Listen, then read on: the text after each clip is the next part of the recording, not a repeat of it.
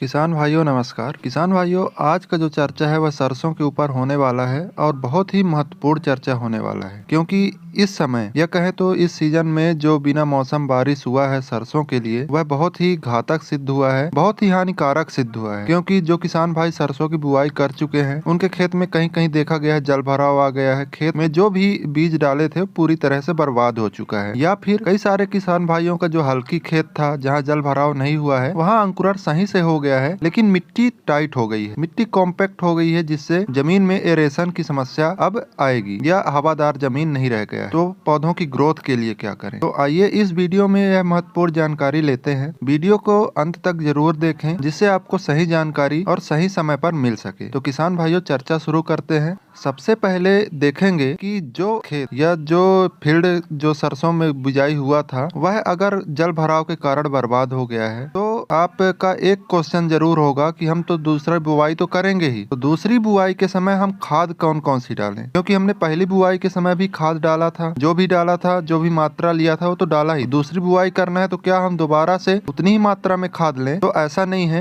अगर बारिश हो गई है, जल भराव हो गया है, तो जो सल्फर है और नाइट्रोजन है, जिसको आप सल्फर के रूप में दिए थे और नाइट्रोजन यूरिया के रूप में दिए थे, इनका लीचिंग हो गया होगा क्योंकि ये बहुत जल्दी रिस जाती हैं। इसलिए आप जब दोबारा बुआई करें तो सल्फर और यूरिया जरूर मिलाएं, और जो पोटास है और जो डीएपी है, फास्फोरस है, इसकी मात्रा जमीन में जरूर रहेगी। तो इसको आप ना भी डालें तो कोई फर्क नहीं पड़ेगा।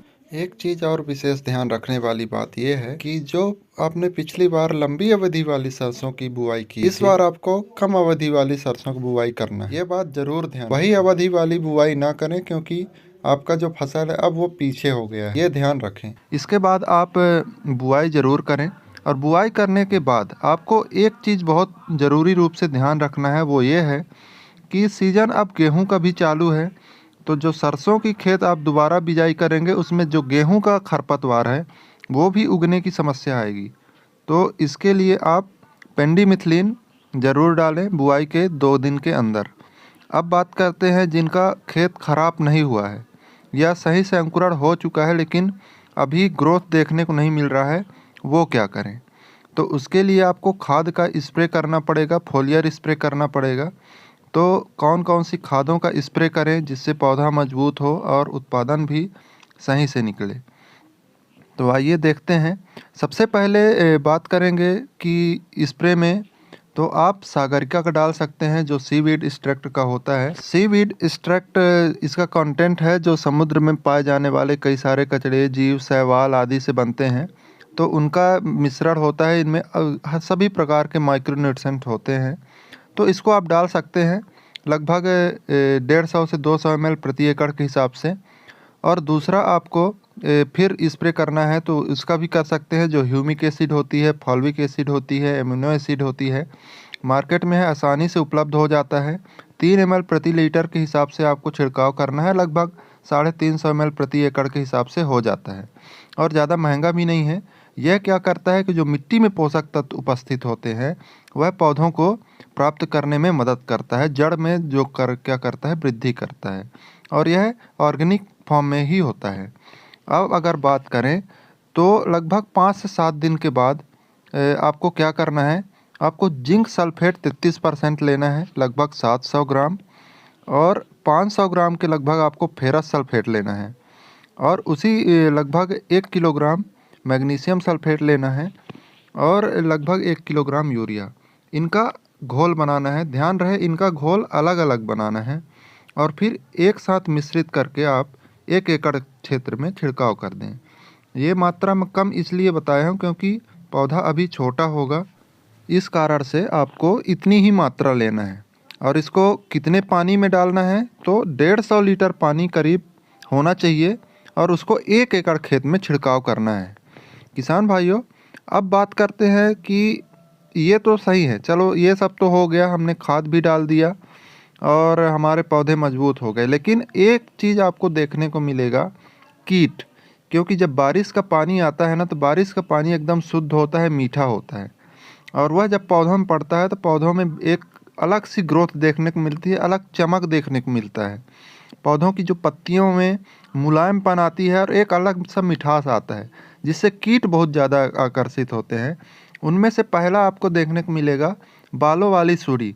जो आप देखेंगे एकदम शरीर में उनके जो रोम है रोम होते हैं, बाल ही बाल होते हैं, इनको कटुआ भी बोलते हैं। यह सबसे अधिक अक्टूबर से दिसंबर में लगता है। तो फिलहाल अभी अक्टूबर लास्ट है तो ज़रूर लगेगा ही लगेगा। ये आप देखेंगे तो ये क्या करते हैं कि पत्तियों को खाते हैं, मतलब छोटे पौधों के पत्तियों को खाना पसंद करते हैं, एक तरह से पौधों को बैठा देते हैं।